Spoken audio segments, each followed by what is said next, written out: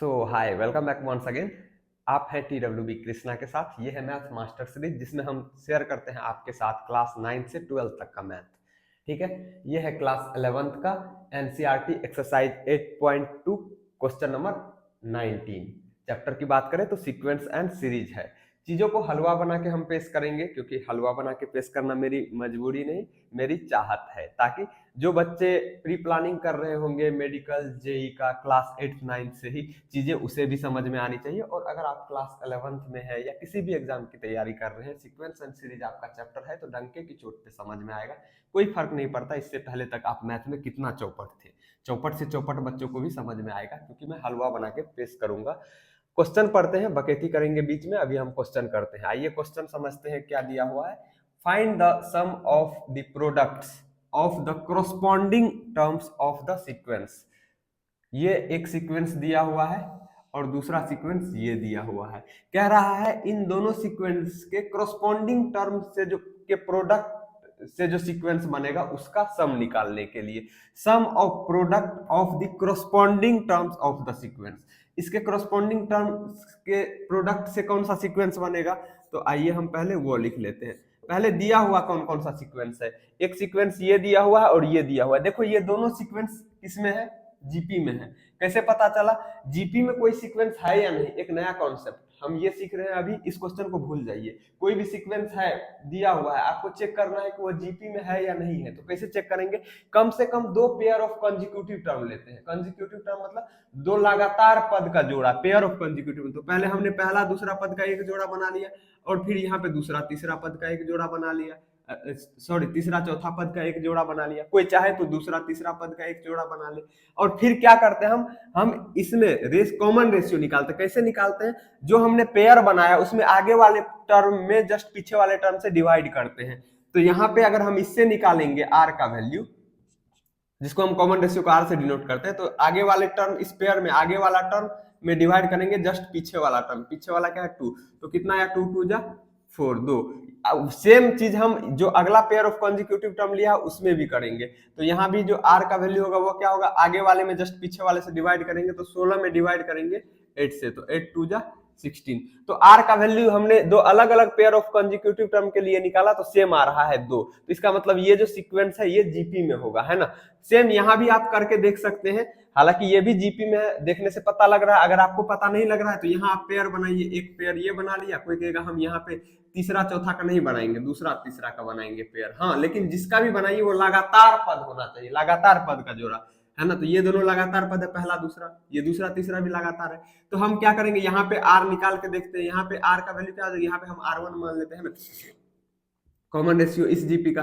तो क्या हो जाएगा, आगे वाले टर्म में जस्ट पीछे वाले से डिवाइड करेंगे। इस पेयर के लिए आगे वाला टर्म क्या है 32, जस्ट पीछे वाला क्या है 128। डिवाइड करेंगे तो कितने बार में लगेगा, 8 चौके 32, 8 से कट रहा है 8 का 8, बचा कितना 4, 8 छाके 48, फिर 4 चौके 16, कितना हो रहा है, हाँ ठीक है, तो 1/4 हो रहा है। हमने इस दो पेयर ऑफ कंजिक्यूटिव टर्म से निकाला। अब अगले पेयर ऑफ कंजिक्यूटिव टर्म से हम R1 निकाल के देखते हैं क्या सेम आ रहा है क्या। हाँ, तो ये आगे वाला टर्म है, इसमें जस्ट पीछे वाला टर्म से 8 में डिवाइड करेंगे 32 से, तो 8 बन जाए 8 4 जा 32, तो 1/4। तो यहाँ भी, यहाँ इस सीक्वेंस के लिए कॉमन रेशियो का वैल्यू 2 आ रहा है और इस सीक्वेंस के लिए कॉमन रेशियो का वैल्यू 1/4 आ रहा है। तो कहने का मतलब ये सीक्वेंस भी जीपी में होगा, क्योंकि इसका कॉमन रेशियो कितना 1/4 है। हमने दो अलग अलग पेयर ऑफ कंजिक्यूटिव टर्म के लिए निकाला। और ये सीक्वेंस भी जीपी में होगा, क्योंकि इसमें हमने दो अलग अलग पेयर ऑफ कंजिक्यूटिव टर्म के लिए कॉमन रेशियो निकाला। तो कितना आया 2 आया। देखिए क्वेश्चन में आपको लिखा थोड़े ना रहेगा जीपी में दिया हुआ है तुम गुना करके बताओ, गुना करके जोड़ो, आपको खुद चेक करना पड़ेगा। तो यहाँ मैं चेक करके बता रहा हूँ कि आप कैसे चेक करेंगे कि जीपी में है या नहीं, पहले तो ये डिसाइड करना पड़ेगा। तो कहने का मतलब ये दोनों सीक्वेंस किस में है, जीपी में है। ये चेक कर दिया, आपको चेक करने के लिए आना चाहिए। अपने आप में ये क्वेश्चन हो सकता है कि बताओ ये जीपी में है या नहीं। तो जीपी में होने के लिए हमें कॉमन रेशियो निकालने आना चाहिए कि पहले हम दो अलग अलग पेयर ऑफ कंजिक्यूटिव टर्म के लिए रेशियो निकाल के देखेंगे। अगर वो रेशियो सेम आ गया तो हम कहेंगे वो जीपी में है। तो कहने का मतलब क्या है, यहाँ पे क्या लिखेंगे 2 4 8 16 32 and 1 2 8 32 8 2 1/2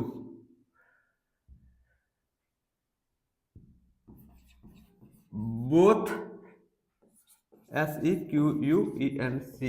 sequences are in GP। ये जीपी में है। अगर ध्यान रखिए, अगर दो सीक्वेंस जीपी में हो तो उसके कॉरस्पॉन्डिंग टर्म के प्रोडक्ट से जो सीक्वेंस बनेगा वो भी जीपी में होगा। स्टैंडर्ड रिजल्ट है। अगर दो सीक्वेंस जीपी में है, एक सीक्वेंस मान लो ये है, दूसरा सीक्वेंस ये है, तो इन दोनों सीक्वेंस के कॉरस्पॉन्डिंग टर्म के प्रोडक्ट से जो सीक्वेंस बनेगा वो भी जीपी में होगा। तो इस कॉरस्पॉन्डिंग टर्म मतलब क्या हुआ, इसके पहले टर्म को इसके पहले टर्म से गुना करेंगे, इसके दूसरे टर्म को इसके दूसरे टर्म के से, इसके तीसरे टर्म को इसके तीसरे टर्म से, इसी तरह से गुना करेंगे, उससे जो सीक्वेंस बनेगा वो भी जीपी में होगा। तो 2 को 128 से गुना कीजिए, 2 गुना 128, ये हुआ पहला टर्म। इसके कॉरस्पॉन्डिंग टर्म से जो प्रोडक्ट, इसके कॉरस्पॉन्डिंग टर्म के प्रोडक्ट से जो सीक्वेंस बन रहा है, एक दो, इसका पहला टर्म 2 है, इसका पहला टर्म 128 है, इसका दूसरा टर्म 4 है तो 4, इसका दूसरा टर्म क्या है 32, इसका तीसरा टर्म है 8, इसका तीसरा टर्म क्या है, इसका तीसरा टर्म भी 8 है ना। इसका चौथा टर्म है 16, तो इसका चौथा टर्म क्या है 2, है ना। इसका पांचवा टर्म है ना 32, क्या है 32, तो इसका पांचवा टर्म क्या है, पहला दूसरा तीसरा चौथा पांचवा, 1/2। तो देयरफॉर दिस सीक्वेंस क्या होगा, इज इन जीपी। ये सीक्वेंस भी किस में होगा, जीपी में होगा। क्यों होगा, स्टैंडर्ड रिजल्ट है, आप इसे प्रूव भी कर सकते हैं सेम उसी तरह से। आप अलग अलग पेयर ऑफ कंसेक्यूटिव टर्म लीजिए, एक पेयर ये बना लीजिए, एक पेयर ये बना लीजिए, आप कॉमन रेशियो निकाल के देखिए सेम आएगा। स्टैंडर्ड रिजल्ट भी आपको ध्यान रखना है, अगर दो सीक्वेंस जीपी में हो तो उसके कॉरस्पॉन्डिंग टर्म के प्रोडक्ट से जो सीक्वेंस बनेगा वो भी जीपी में होगा। तो ये जीपी में है ना, जीपी में है तो इसका ए फर्स्ट टर्म क्या हो जाएगा, फर्स्ट टर्म है 2 इंटू 128। कॉमन रेशियो आर बराबर क्या हो जाएगा, कैसे निकालेंगे, कोई भी टर्म लो, जस्ट पीछे वाले टर्म से डिवाइड करो। तो हमने ये टर्म लिया, दूसरा उसमें पहले टर्म से डिवाइड करेंगे तो क्या हो जाएगा 4 गुना 32 अपॉन पहला टर्म क्या है 2 गुना 128। तो काट दो, 4 से काटोगे 4 तिया 12, 4 दूनी 8, 32 से 32 कटेगा तो बराबर कितना आ गया 1/2। कहने का मतलब implies R is equal to 1/2। अब जो क्या क्वेश्चन में क्या कह रहा है, क्वेश्चन में ये कह रहा है कि इसके कॉरस्पॉन्डिंग टर्म के प्रोडक्ट से जो ये सीक्वेंस बना है इसका सम निकालने। तो इसमें कितना टर्म है, पहला टर्म, दूसरा टर्म, तीसरा टर्म, चौथा टर्म, पांचवा टर्म, 5 टर्म है। तो किसी भी जीपी के प्रथम 5 पदों के योग का फॉर्मूला क्या होता है आपको याद रखना है। हम जानते हैं एस एन बराबर क्या होता है, सम ऑफ एन टर्म। तो ए इंटू 1 माइनस आर पे power N upon 1 minus R, ये होता है प्रथम एन पदों के योग का फॉर्मूला किसी जीपी में। ये फॉर्मूला एक और फॉर्मूला होता है, वो कौन सा होता है, is equal to a into are पे power N minus 1 upon are minus 1। ध्यान रखिए, हम क्वेश्चन रटने नहीं बैठे हैं, हम बार बार आपको समझा रहे हैं कि हम कॉन्सेप्ट सीख रहे हैं। 1 मिनट के अंदर ये क्वेश्चन सॉल्व हो जाता, लेकिन आपको सीखने बैठना है ना, यहाँ पे रटने थोड़े ना बैठना है। इसी में हमने कई कॉन्सेप्ट बताए। पहला तो ये कि हम कोई भी सीक्वेंस जीपी में है या नहीं कैसे चेक करेंगे, तो कॉमन रेशियो पहले 2 अलग अलग पेयर ऑफ कंसेक्यूटिव टर्म के लिए निकालेंगे। फिर दूसरा कॉन्सेप्ट हमने सीखा कि हम 2 जीपी के कॉरस्पॉन्डिंग टर्म को कॉरस्पॉन्डिंग टर्म का प्रोडक्ट से जो सीक्वेंस बनता है वो भी जीपी में होता है। मतलब 2 जीपी दिया हुआ है और उसके कॉरस्पॉन्डिंग टर्म का जो प्रोडक्ट निकालेंगे उससे जो सीक्वेंस बनेगा वो भी जीपी में होगा। ये स्टैंडर्ड रिजल्ट सीखा। अब किसी जीपी के प्रथम एन पद का फॉर्मूला जो होता है वो होता है ए इंटू 1 माइनस आर पे power N upon 1 minus R. दूसरा फॉर्मूला होता है ए इंटू आर पे power N minus 1 upon are minus 1। कब, ये दोनों क्यों अलग अलग, अलग अलग नहीं है, इसी में ऊपर वाले और नीचे वाले से माइनस साइन कॉमन ले लेंगे तो ये बन जाएगा। ठीक है, तो क्या हम दोनों अप्लाई कर सकते हैं, कोई भी, हाँ कोई भी कर सकते हैं, लेकिन जब r का वैल्यू 1 से छोटा हो ना तो हम ये वाला लगाते हैं। ताकि कैलकुलेशन आसानी से हो जाए, माइनस प्लस का झमेला ना हो। आप ये भी लगाएंगे तो भी आंसर आ जाएगा। ये हम लगाते हैं जब आर का वैल्यू 0 और 1 के बीच में हो तब। और जब आर का कोई जब आर का वैल्यू निगेटिव हो, मतलब कॉमन रेशियो का वैल्यू निगेटिव हो, तब क्या करेंगे, तो तब आप कोई भी लगा दीजिए, कोई फर्क नहीं पड़ता। हम जनरली ये लगाते हैं ताकि आसानी से कैलकुलेशन हो जाए। तो इसको मैं इरेज कर देता हूं ये वाला फॉर्मूला, क्योंकि हम यहाँ पे ये वाला फॉर्मूला भी लगाएंगे, क्योंकि आर का वैल्यू जो है 1 से छोटा है, 1/2 है, सॉरी आर का वैल्यू 1/2 है ना, तो हाँ, तो ये वाला लगाएंगे, ठीक है, तो सही तो है। तो आपने देखा किसी जीपी के प्रथम एन पद का फॉर्मूला क्या होता है, a इंटू 1 माइनस आर पे power n upon 1 minus R. अभी बार बार बोल रहे हैं, अभी आपको याद कर लेना, a क्या होता है, फर्स्ट टर्म होता है, r क्या होता है, कॉमन रेशियो। तो ये इसमें कितने पद है, ये जो नया सीक्वेंस बना है जो जीपी में, कितने पद है, पहला पद, दूसरा पद, तीसरा पद, चौथा पद, पांचवा पद, ये पांचों पद का सम निकालना है।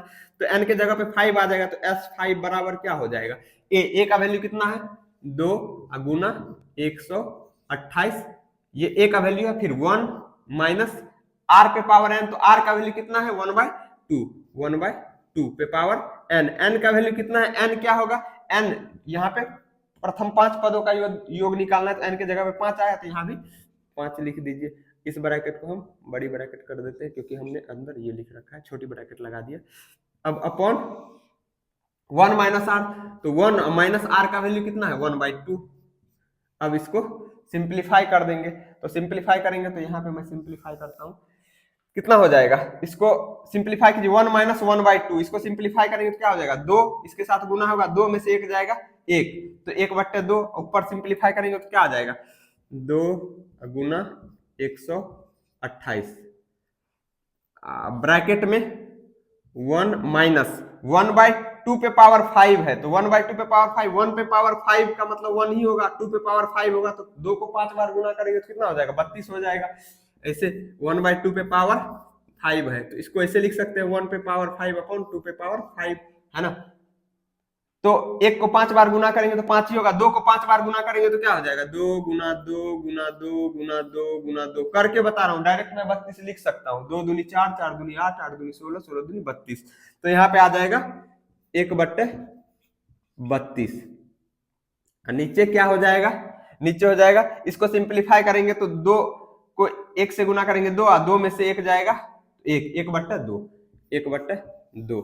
अब हम इसको डिवाइड कर रहे हैं इस फ्रैक्शन से, तो ये ऊपर ये 2 कहां चला जाएगा, इसके साथ गुना में चला जाएगा, तो यहाँ पे डायरेक्ट लिखेंगे, कितना हो जाएगा, 2 गुना 2, ये 2 इसके साथ ऊपर चला जाएगा, इंटू 128। इसको सिंप्लीफाई करेंगे तो कैसे होगा, ये 32 1 के साथ गुना होगा, तो 32, 32 में से 1 जाएगा 31, तो इंटू 31 अपॉन 32, ठीक है। सिंप्लीफाई किया, नीचे 1 है तो इस 1 से कोई फर्क पड़ेगा नहीं, 1 से डिवाइड करने से।